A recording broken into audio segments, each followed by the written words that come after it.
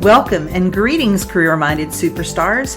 You are listening to the exclusive Career Coach, your podcast for all things career. And I'm Lisa Edwards, the indispensable career coach for superstars just like you. Now let's dig into this week's topic, shall we?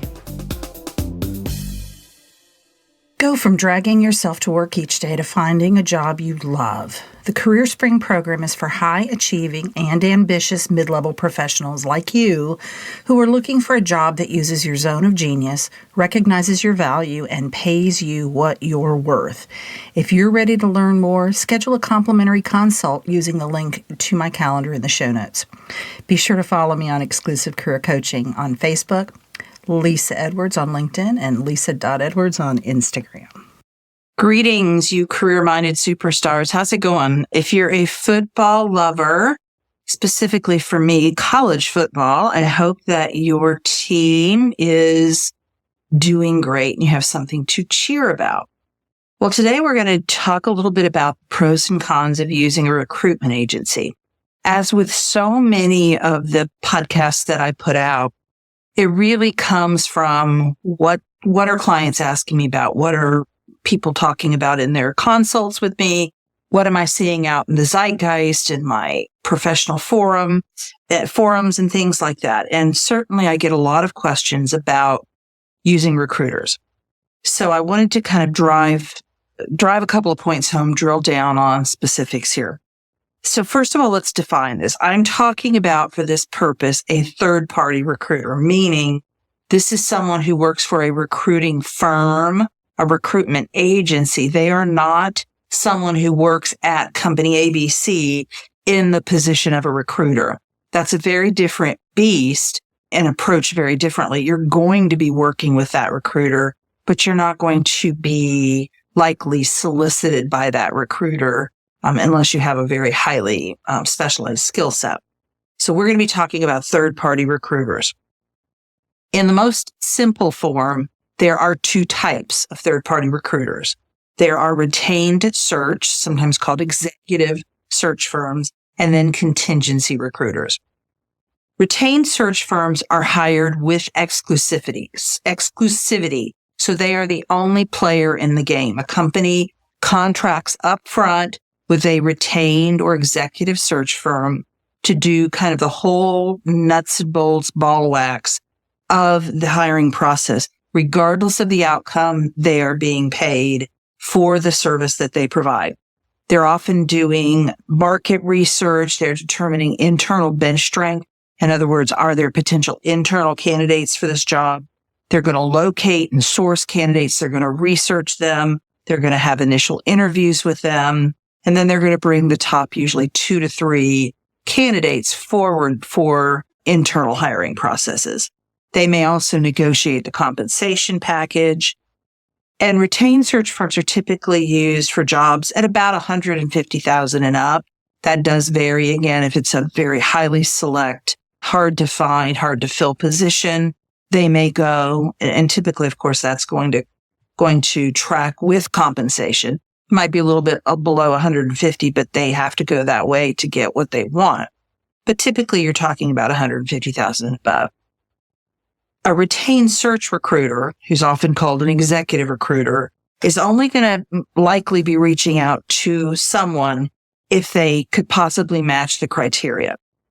They are engaged in highly specialized, highly select, very labor-intensive job search. So they don't have time to source people for down the road. If you think about at the executive level, a company is going to have a very specific set of criteria for that job. And so trying to find people ahead of having a job requisition is kind of not a good use of their time.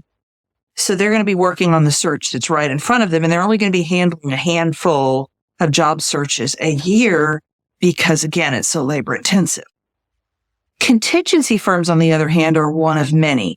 So there may be 6 to 12 contingency firms that receive the same job notice from a company. They've set up some kind of a working relationship with them. And then it becomes an arms race to get the candidate in, because only the contingency firm that gets the candidate in, that gets hired, will get paid. None of the other ones will.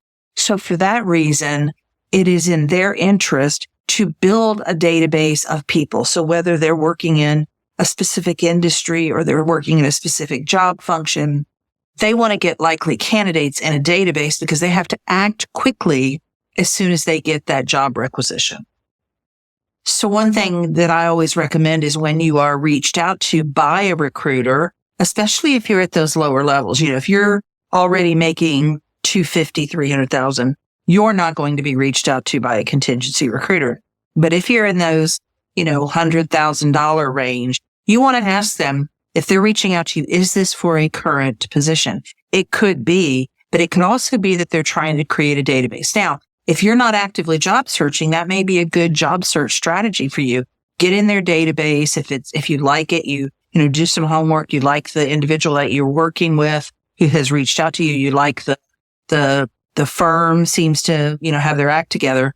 You may choose to be in their database for down the line. But if you're actively job searching, I will say that's probably not a good use of your time because it can be, I've had clients tell me it's taken them hours, if not days, to complete paperwork, take tests, submit material, all of that for nothing in the immediate future. And again, if you're actively job searching, you're really concerned with getting that next job. When I am working with a client to create their customized job search strategy, they're often surprised that I have we work off of a form and we create their job search strategy on this form. And in one of the options is reach out to recruiters I already have a relationship with as a passive job search strategy. They think it should be an active strategy. They're like, isn't that networking? The reason I consider it to be a passive strategy is that you have no control over what the recruiter has available. So it's kind of like looking for a needle in a stack of needles, as I like to say. Recruiters also have told me that for every company they have a position with, they have 6 to 10 or more qualified applicants. They're rarely lacking for applicants. What their time is spent doing when they can is getting new clients because that's where they make their money. They don't make their money from you, the candidate. They make their money from the company that is bringing that candidate forward. And so I think it's also important because of that to remember that they're not in the business of helping you. Any service that they provide to you, and we're going to talk a little bit more about that in a moment, is really out of service to the employer, right? Making you a better candidate, eliminating anything about you that may disqualify you as a good candidate, that kind of thing. Now, the other piece of that is recruiters that I already have a relationship with, because again, I think they're trying to find the right recruiter who's looking for you when you're looking for them. You're in active job search mode. It's again, that needle in a stack of needles. So if you have existing relationships with recruiters, or maybe you have a colleague who has talked highly about a recruiter and you've never talked to them, but this colleague of yours that you respect has had a good relationship, then those are kind of known quantities. That's fine. Reach out to them, get them your resume. We're going to talk a little bit more about how to cultivate those relationships. But just in terms of going on LinkedIn and trying to find recruiters, it's very time intensive, very labor intensive. And I don't think it's the best use of your time. Rather, what I recommend is to have a top-notch LinkedIn profile, because then that acts, I always call it recruiter flypaper, right? You're just pulling those recruiters in, not only with the content, but with how that content is laid out so that it picks up on the searches that recruiters do to find candidates. And we'll talk a little bit more about that later. So that's great because you're doing other job search activities. You're out there networking, you're going to events, you're meeting people one-on-one, whatever you're doing for your job search. And while that's going on, the recruiters are researching you and coming to you. Now, let's talk about these pros and cons of working with a recruiter. Pros, first of all, you do have access to job opportunities that you wouldn't otherwise do because a lot of them, particularly at the executive level, aren't going to be posted. So when a company works definitely with an executive search firm, that job is the exclusive domain of that search firm. Now, the search firm may market it in some way that is appropriate, but the company is not doing that. With contingency firms, it's likely that they'll put it on their job board. They might put it on, LinkedIn or wherever, but then they're also reaching out to their stable of contingency recruiters to let them know.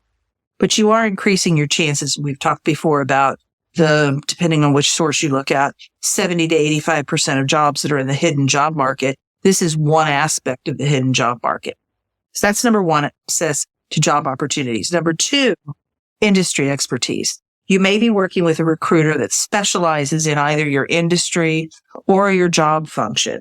And they're going to be very knowledgeable about, kind of what's going on in the hiring. What do you need to do to be successful in the job market today? What are maybe some trends or themes that you need to be, brushed up on so that you can speak intelligently about them? Number three is time saving. A recruiter can save you time and effort by matching you with suitable job opportunities. So, they can also help you maybe streamline the application process and provide you with valuable insights into the hiring company that really help you get your foot in the door more quickly.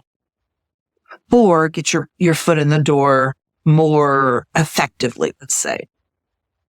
Number four is interview preparation. So some of these recruiters will help you with guidance on interview. They may practice with you. They may have some insider info into some, unique aspects of interviewing that company engages in, and they want to, help you to navigate that and kind of just overall what to expect during the process. The next one is negotiation assistance. So especially at the executive level, recruiters can maybe even help you with salary negotiation, the benefits discussion, the total compensation package, and helping you to evaluate that. And then finally, feedback and coaching. So some recruiters are going to provide you with feedback on your resume. So they may, make suggestions. There are some who will rewrite your resume for you. Be cautious about that because they are recruiters. They're not resume writers. So, but they may have a connection with a professional resume writer like me where they would send you to someone like me. And then they may give you feedback on your interview performance. So they may be able to look back and tell you things about how you did in the interview that the people in that company would not say to you. So overall, it's kind of helping you to improve your chances down the line. Now for the cons of working with a recruiter. Number one, you have limited control. So when you're working with a recruiter, you're going to have less control over the job search process because the recruiter is going to prioritize the client's interest over yours. It is all about the client and getting the right candidate in the door for them. So make no mistake, they are not working on your behalf. Everything and anything that they do for you is to increase the chances that they're going to make a successful hire for that company. Number two, not all industries use recruiters. So there's going to be some recruiters or some industries, some regions, perhaps jobs there's a lot more candidates than there are jobs. They don't need to use a recruiter because typically, depending on whether it's a contingency recruiter or retained search firm, there are thousands of dollars, if not tens of thousands of dollars involved in hiring one of these people, especially those retained search firms. And they're not going to do that if they don't need to do that. If it can either be handled in-house or, again, they have so many candidates, they don't have to worry about it.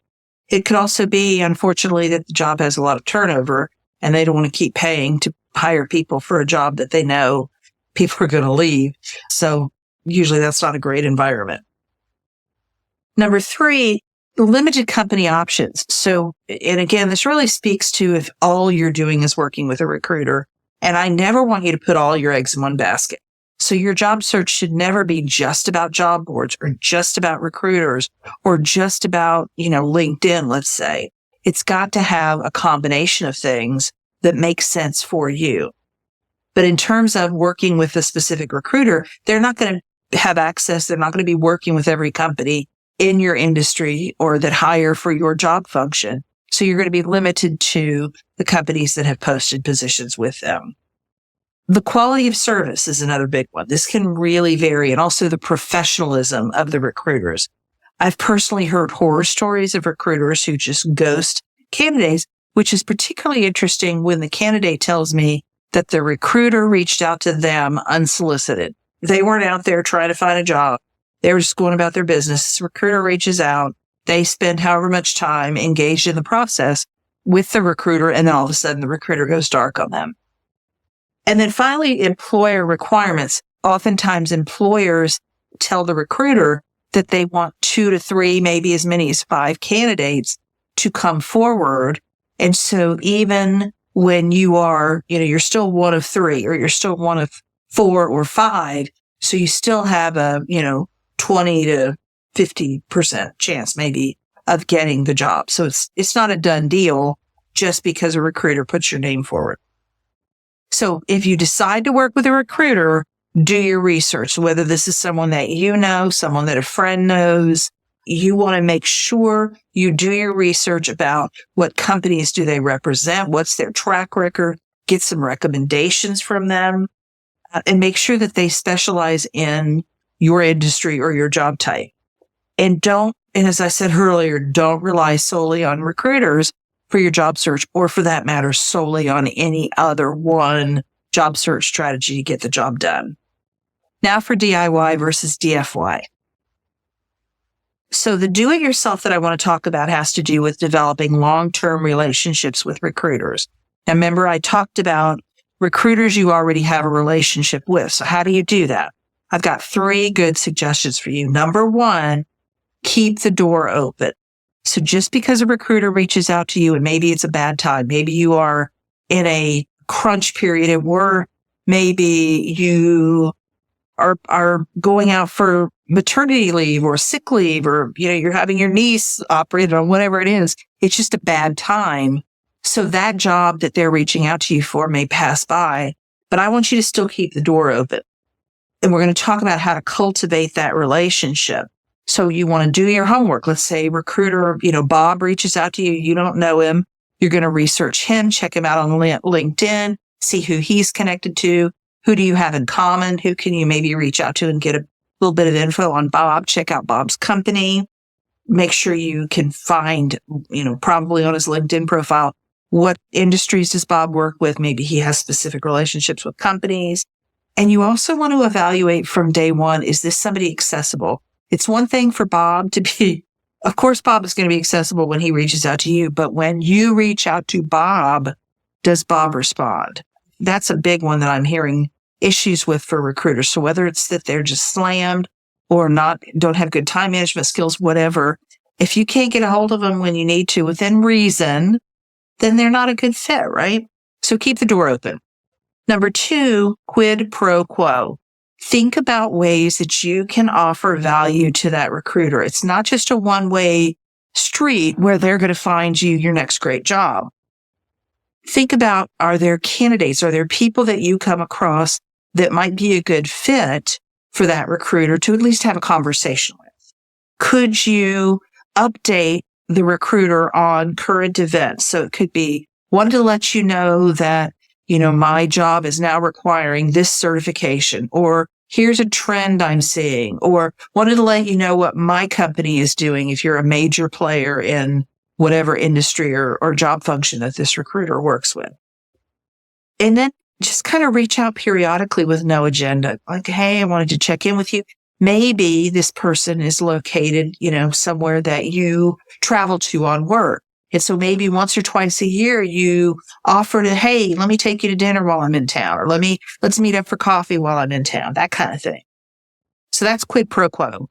And then number 3, be willing to have the conversation whenever possible. We talked about, it may not be a good time for you then, but when it is possible, at least listen to what the recruiter has to say rather than ignoring. That's a big one. If you ignore them or refuse to speak to them, say, hey, I can't, and you just keep pushing away, they're going to move on and they're not going to consider you a viable candidate.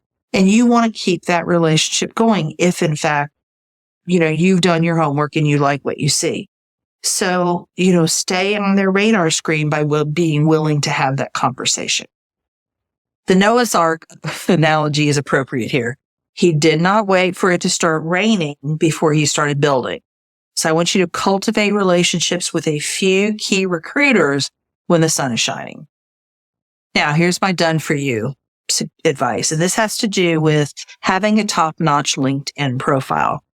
I want it to be recruiter flypaper. And the best way to do that is to have a qualified, experienced professional like me write that profile for you, because it's not just about the words that you use. It's how the whole thing is put together.